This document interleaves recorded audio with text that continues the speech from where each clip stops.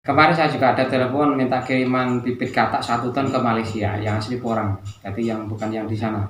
Tapi kita Indonesia sudah melarang pengeksporan bibit keluar daerah, luar negara. Kan sudah dilarang, nggak boleh. Ini menjadi kemenangan. Teman-temanku semua, assalamualaikum warahmatullahi wabarakatuh. Kali ini saya sedang mengunjungi ini Kampung Porang. Ini memasuki Desa Klangon, Kecamatan Saradan, Kabupaten Madiun.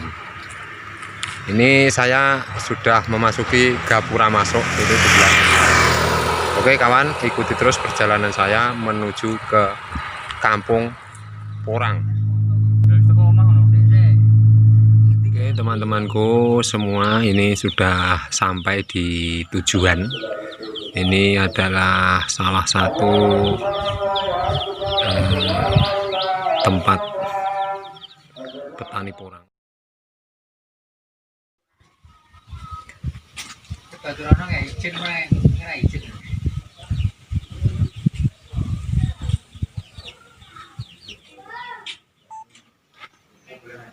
Radiawis. Ngeten iki anu pinten saniki?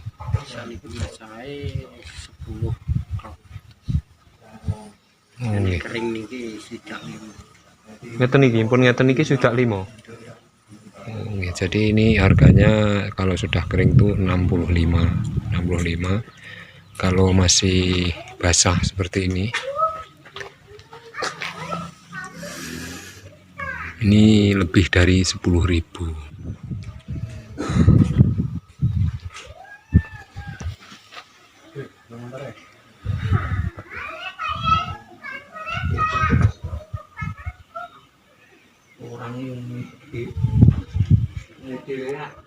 Dari luar semua. Cuma karena di Indonesia, proyek di Indonesia itu sudah ada. Ini tulisan ini yang meneliti adalah Profesor Pak Simon dari Brawijaya. Ini betul orang Indonesia sendiri dan punya mesin sendiri, tapi skalanya belum begitu besar. Tapi sebenarnya sudah mampu nih. Sudah mampu. Tapi yang lebih besar lagi ada di Ambiko. Dia lebih lembut lagi, warnanya lebih kuning dan lebih kualitasnya lebih lumayan bagus. Dari beberapa tempat yang kita ambil sampelnya, ternyata yang dari Ambiko itu lebih kualitasnya memang jamin bagus ya. Dan ini masih penelitian. Kemarin kita ke sana diberikan sampel ini, nanti hasilnya bagaimana coba kita uji lagi Mas. Iya Pak. Dan mungkin kalau bisa di vlog ya.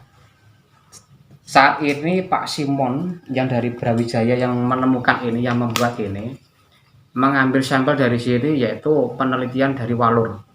Bagaimana walur nanti bisa bermanfaat dan mempunyai nilai jual. Saya akan kirim ke Brawijaya, ke Malang sana, untuk diteliti. Jadi nanti orang bisa laku, ilas-ilas juga laku, walur juga laku. Cumanya nggak ada yang rugi.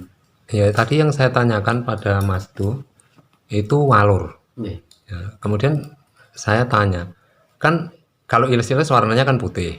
Kemudian walur itu kan hampir sama porang warnanya kan. Niku kebetulan di ladang saya di Tulungagung sana itu banyak sekali. Terus batangnya itu besar-besar. Ya. Terus daunnya kan mirip, dari kejauhan kan mirip banget kan. Itu untuk membedakan, kemudian saya dekati, nah ternyata batangnya kasar dan tidak ada garisnya kan. Kalau porang kan cenderung ke garisnya itu. Terus isinya itu memang hampir sama, ternyata beda setelah didekati. Nah kemudian ada yang WhatsApp kemarin, Mas walur ini apa payu? Lek ning daerah nggonku ora payu kan. Kula ngoten. Nggih mudah-mudahan untuk kedepannya walur bisa laku. Iya, ini masih penelitian dan saya yakin nanti akan muncul rekomendasi walur juga laku. Karena mempunyai kandungan-kandungan yang berbeda. Ada lagi yang menarik begini. Walur atau ilas-ilas atau porang di antara 3 jenis ini akan ditemukan menjadi satu. Misalkan batangnya walur tapi bawahnya porang. Mungkin secara logika atau secara hitungan dengan penelitian nek stek telo karo telo iso. Masa yang jenis yang sama, hampir sama, kenapa nggak bisa? Nah, persilangan. Persilangan. Ternyata jawabannya nggak bisa. Punya genetik sendiri-sendiri, punya ciri khas sendiri-sendiri. Nggak bisa dipadukan. Itu sudah diuji coba nggak bisa. Terus lagi tentang porang. Nah, potensi besar Indonesia setelah Indonesia dinyatakan terbesar pemasok porang dunia secara internasional. Ini kalau pemerintah tanggap dan berani, seharusnya Indonesia punya pabrikan-pabrikan porang ini di mana-mana. Mulai Kalimantan, Sumatera, mulai Sulawesi, NTT dan sebagainya, mempunyai pabrikan yang mengolah dari porang ini. Ya, ini lebih tertarik lagi. Nanti saya ambilkan contoh. Sebenarnya ada yang beberapa teman atau orang yang berpendapat kalau kita beli tepung terus kita proses menjadi bahan olahan, apakah Indonesia atau warga mampu beli? Karena tepungnya sendiri kan sudah mahal. Sekarang angka 200 sampai 300, bahkan ada yang 300 per kilo.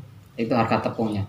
Andaikan warga itu yang beli terus diproses menjadi olahan makanan, apakah mampu makanan itu dijual di lingkungan daerah masing-masing? Karena harga tepungnya sudah tinggi. Ini perlu dipahami. Saya sudah uji coba beberapa olahan, mulai roti, mulai jelly, mulai martabak, terus apalagi kemarin lontong, undi-undi, terus bakso. Kita uji coba dari tepung ini. Alhamdulillah semuanya bisa. Cuma yang membedakan ya ini, dikira kalau di Indonesia kita modifikasi ini agar kita bisa menjangkau daya beli dan kita yang nggak rugi. Akhirnya kita mempunyai komposisi sesuai kemarin kita uji di sini. Dari seluruh bahan yang akan kita buat, misalnya haji, itu dari total bahan baku itu tadi, kita kurangi yang 20%. Yang 20%-nya adalah dari tepung. Jadi tidak semuanya bahan haji itu dari tepung. Tidak semuanya lontong itu dari tepung. Campuran. Tetap ada yang dari berasnya, tetap ada komposisi lain untuk melengkapi. Karena sifatnya tepung porang adalah mengenyalkan dan mengembangkan. Itu sifatnya. Jadi tidak punya rasa. Nah, ini yang mencoba nggak punya rasa sama sekali. Tidak ada rasanya. Nggak ada rasanya. Hambar. Tapi begitu ditaruh dalam suatu komposisi sebuah olahan, dia akan mengenyalkan. Apa ngarane?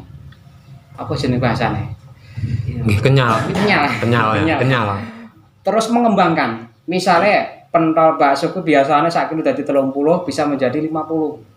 Oh, mampu mengembang. Oh, biasanya roti itu dari ukuran rada cilik tapi itu sudah gede. Ini setengahnya meh kayak formalin. Apa jenis burak? Itu bisa mengembang. Nah, untuk harga segini berapa ya? Itu sebenarnya kemarin karena itu sampel, itu kalau dipatok dari sana per satu bungkusnya ini 180 atau 175 lah ya. 400 gram ya. 400 gram, setengah kilo lah, setengah kilo kurang. Setengah kilo kurang harganya 750. Berapa? 175. 175. Ya, ini untuk di toko-toko terdekat sudah ada kan? Belum ada ya. Ini cuma sampel lah. Iya, sampel.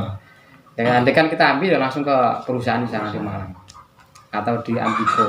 Karena Indonesia sendiri belum bisa membuat. Belum ada pabrik yang mampu memisahkan. Terus lagi yang lebih menarik adalah saat ini sudah booming dan masyarakat harus tahu bahwasanya dari beberapa olahan porang ini, dari tepung porang ini sudah muncul di Indonesia, yaitu berupa beras. Ya, ini sekarang trending ya.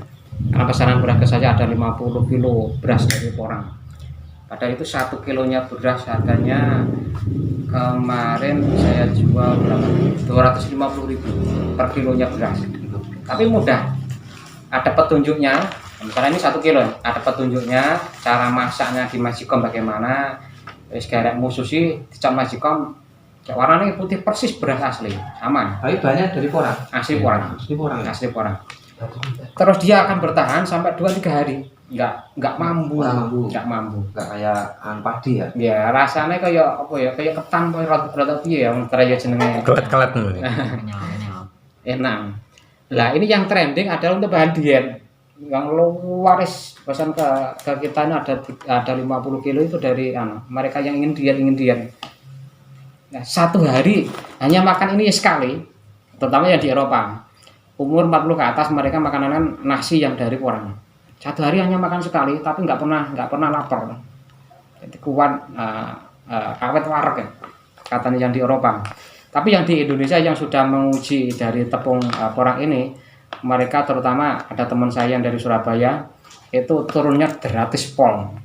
Dulu orangnya gemuk, akhirnya konsumsi dari berasnya porang turun sampai jauh. Kemarin datang ke sini ya pangling, turunnya sangat jauh. Itu akhirnya beli lagi. Saya ingin kurus lagi mas, saya ingin diet lagi.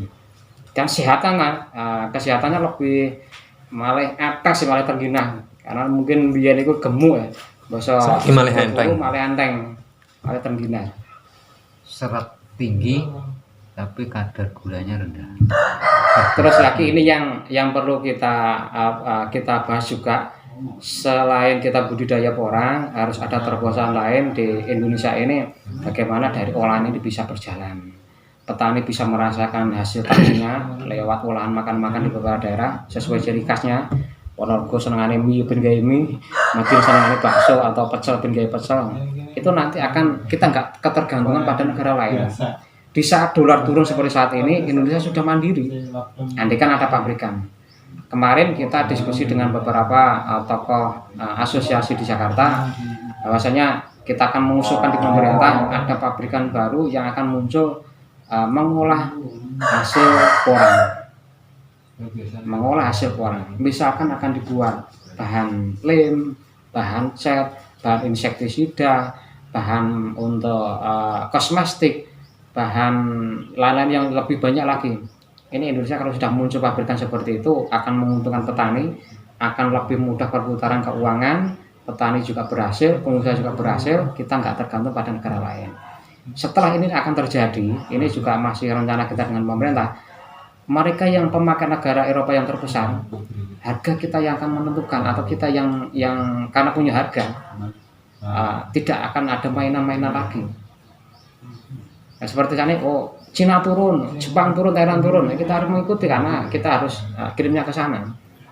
Apa kalau sendiri sudah mandiri, kamu berani harga berapa?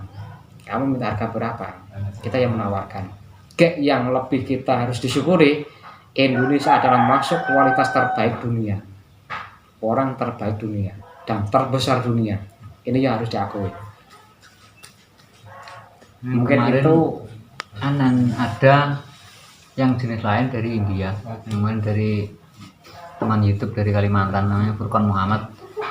Ini menemukan sejenis porang yang hanya tumbuh di India, namanya Blue Beaver. Ini sama, punya katak, bumbunya sama, ciri daunnya, batangnya sama, tapi kadar glukomananya yang beda, jauh di bawah mueleri. Ini yang dikhawatirkan kalau yang dari India ini masuk ke Indonesia, kan sangat bisa mempengaruhi produksi dari Indonesia.